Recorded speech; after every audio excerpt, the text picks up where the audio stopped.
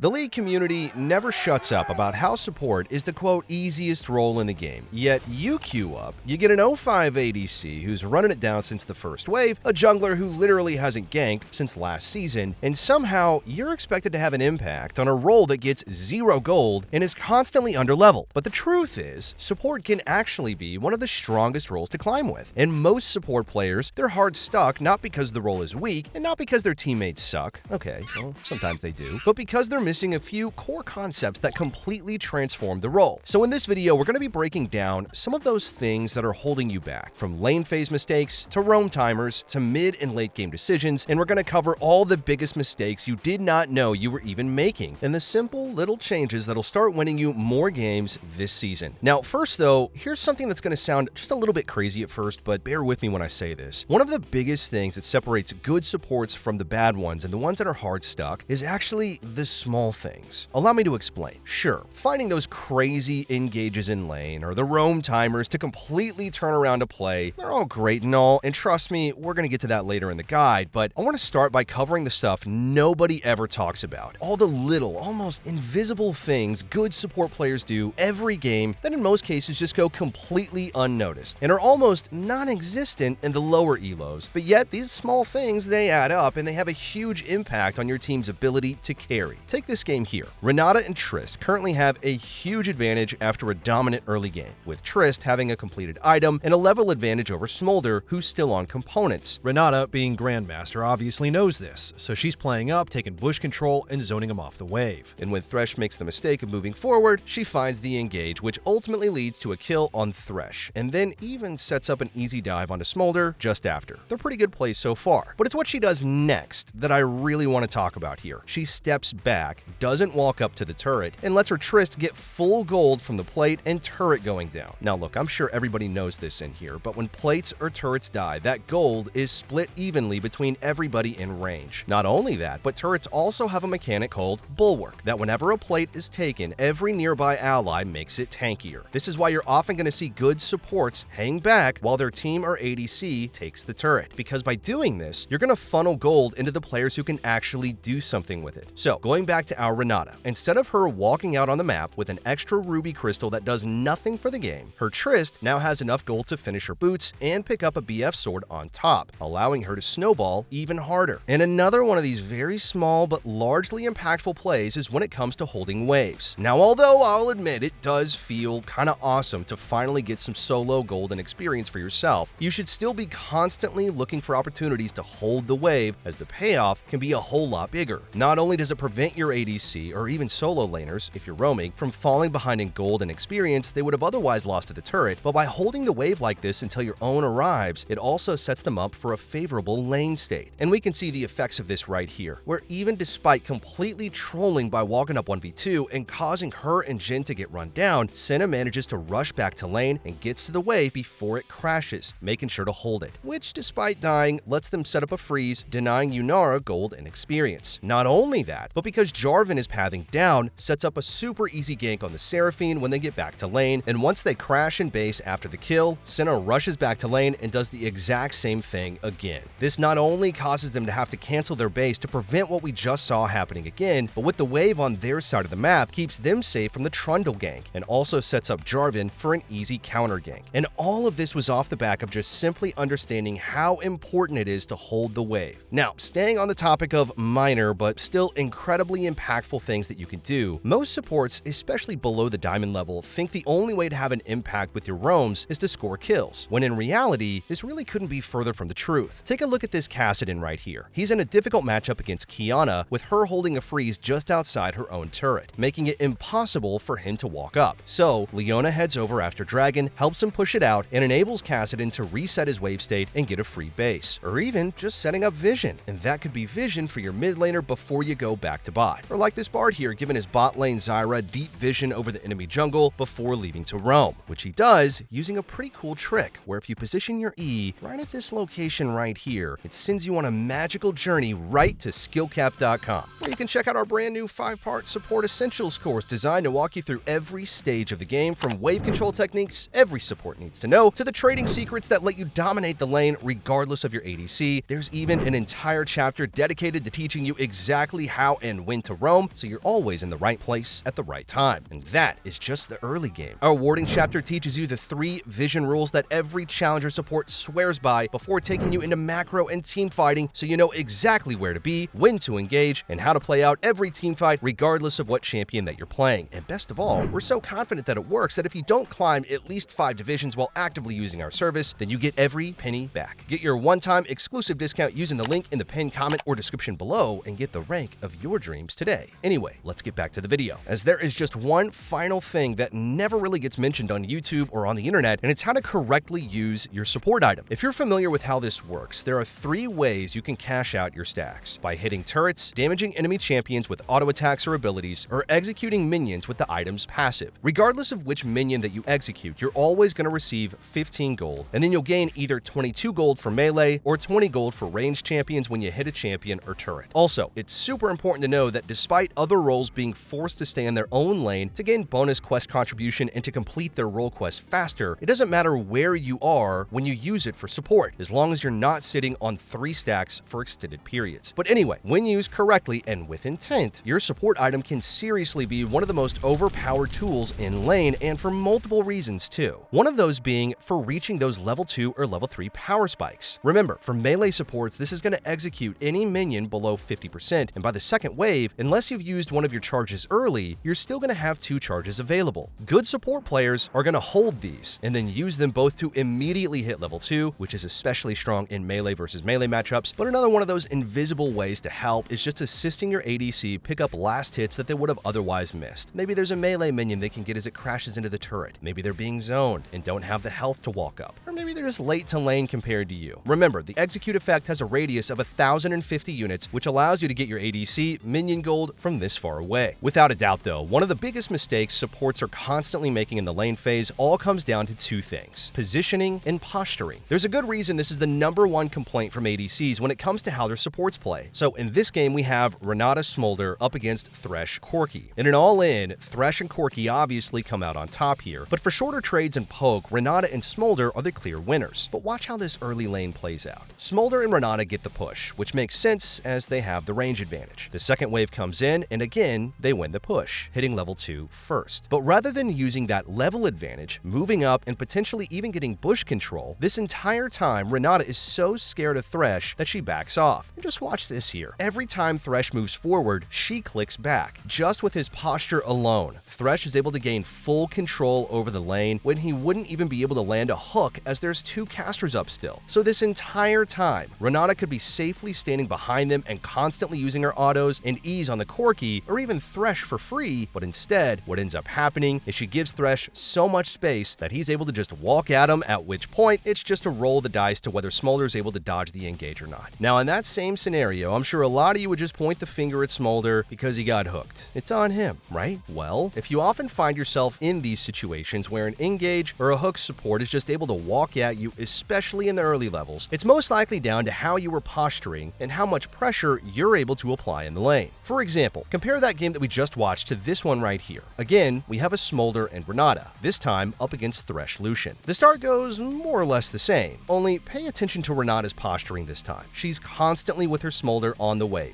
threatening damage. Every time Thresh tries to walk up, she stands her ground and autos from behind the minions. Every time Lucian tries to last hit, she again is aggressively threatening an auto or an E. And when Thresh does try to do the exact same thing that we just saw from last game and pressure from the side, rather than just instantly clicking back, she stands her ground and abuses Thresh's positioning to get a favorable trade onto the Lucian instead. So almost immediately you can see the effect and the difference just your posture, your confidence, and your positioning can end up making in a matchup. And you'd be surprised just how hard you can abuse this in your games. And this leads perfectly into another super important laning concept that a lot of supports just, well, let's face it, they never even think about it. Using your health bar as a resource, which is something that we cover extensively in our brand new Support Essentials course over on our website. So let's take a sneak peek. Your health bar as a resource, not something to protect, not something to keep full, a resource that you should be expending to gain advantages in lane. See, here's how you should think about bot lane. You and your ADC share a combined health pool, almost like a power gauge for the lane. If both of you are full HP and both of your opponents are at full HP, the lane is even.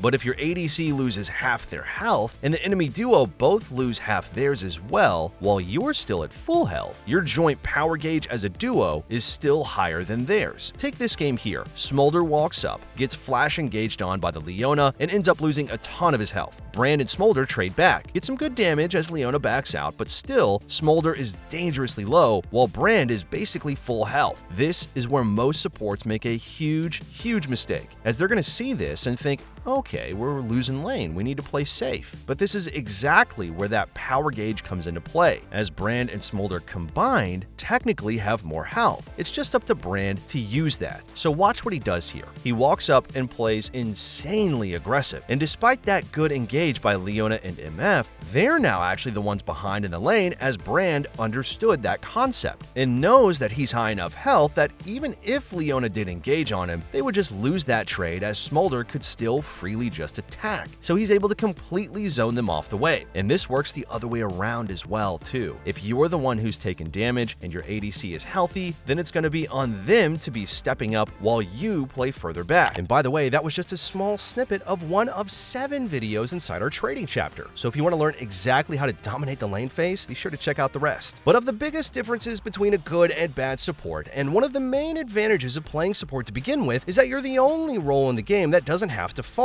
And because of that, you have the ability to impact the entire map, meaning your potential to carry, if you know how to roam, is massive. And without a doubt, it's the #1 skill you have to master if you want to have more control over your ability to climb. Now, good roaming, for the most part, comes down to asking yourself 2 questions. Number 1, what am I potentially losing or causing my ADC to lose by being there? And number 2, where is the next play most likely going to happen? To test you here, let's jump into a Grandmaster game and watch from Sona's perspective. Her jungler is currently doing Dragon, so she pushes out bot with Misfortune and then moves up river to help. So the question, what does she do next? Well, let's start by answering our first question. With Misfortune basing and Vel'Koz in the bot lane, it's a pretty safe bet that he's just going to crash the wave then base himself, although this will end up with the wave pushing away from Misfortune as she gets back to lane. She's up against Nami Vel'Koz, so the threat of her getting all in while Sona is gone is relatively low. If this was something like an engaged support and an aggressive ADC, roaming here would have much more consequence. So next, let's look at the map and think about where the next play might happen. So there's 2 things that you have to notice. Number 1, all of her jungler's topside camps have been up this entire time they've been doing Dragon. As the enemy jungler wasn't at Drake to contest, there's a decent chance that he's going to be looking to cross map, especially after he sees Drake is gone. Number 2, the enemy Poppy is currently building up a big wave, and Kled is dangerously low, so there's even a risk of a dive. Okay, so with these 2 things in mind, there's a good chance that the next play is going to happen on the top side of the map, either around Kled or Aatrox's camps. Now, truthfully, Sona should have based here before moving to the top side of the map, as with the Season 16 home guard changes, she could just run straight down top lane, got there faster, and have spent her gold by then. But anyway, she gets up there, she manages to save Kled from the dive, and then, what do you know? Echo turns up as well, which, as her jungler was topside clearing his camps, ends up in a 2v3, with Sona making all the difference. Okay, so let's try it again. A few minutes later, Sona bases. We already know Misfortune is fine in a 1v2, so where should she open from base? Well, this one's super easy again. We can see there's something happening in the mid lane, and Void Grubs are currently up. Easy enough. She paths down mid, all hell breaks loose, and Sona being there manages to swing the skirmish in her team's favor, while Nami is super late to the party. In fact, this game wasn't just a good example of how to spot roam timers, but more so, how to identify win conditions. Now, of course, the general rules that you should follow are that you want to avoid roaming on either a wave that's pushing away from your ADC, as this could result in them getting zoned off the wave the entire time and potentially all in as they have to leave their turret, or as a big wave that's about to crash into your turret, which can result in your ADC getting dove and them losing a ton of farm. Not to mention, you're going to be losing a ton of experience yourself, which is still really important, especially if it's early on in the game. However, a skill that you have to develop if you want to climb is understanding when those rules no longer apply. You have to break the rules sometimes, which typically means you're going to give up bot lane.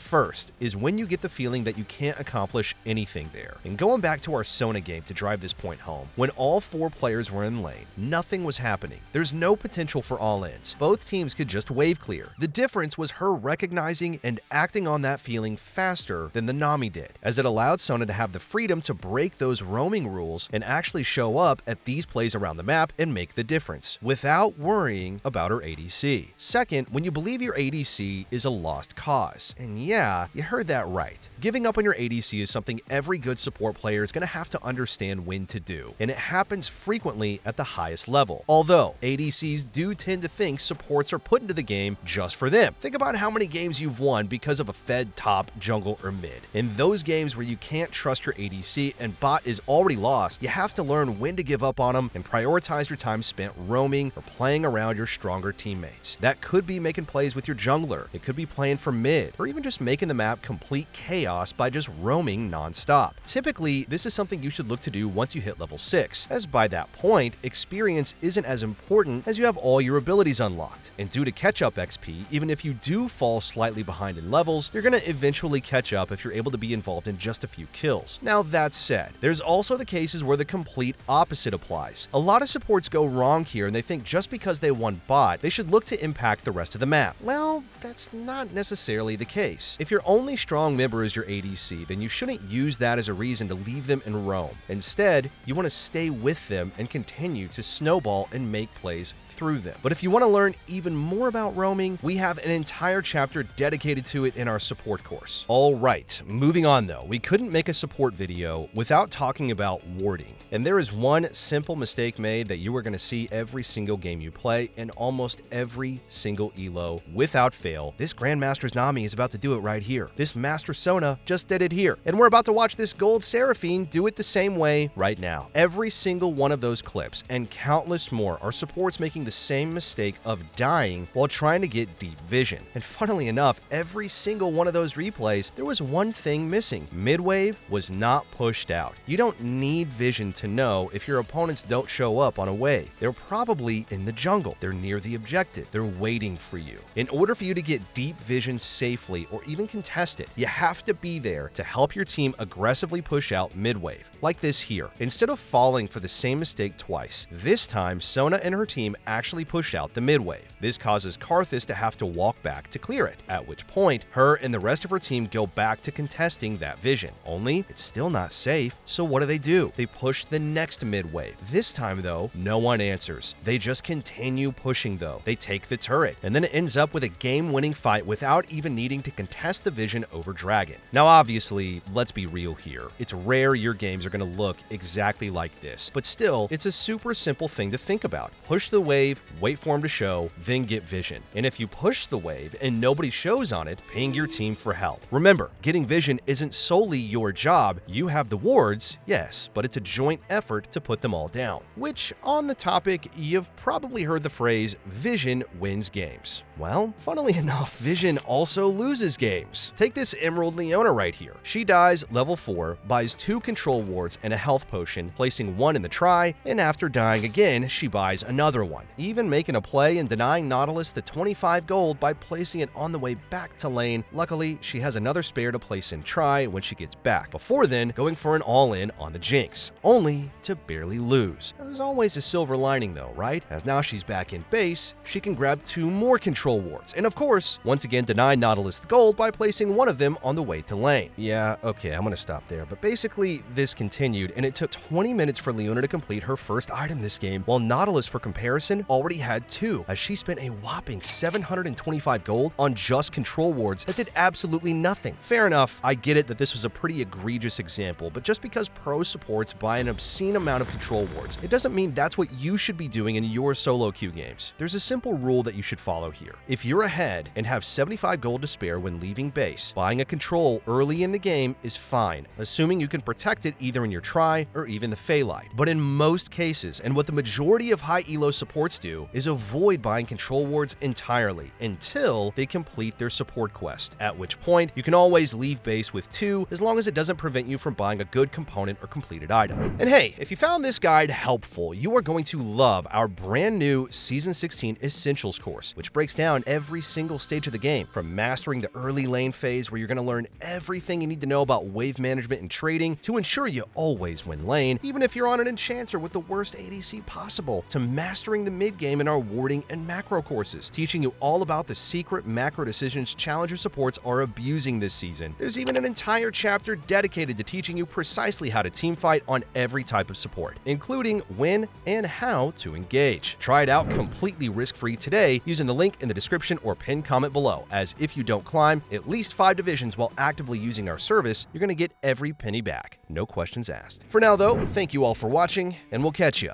in the next one.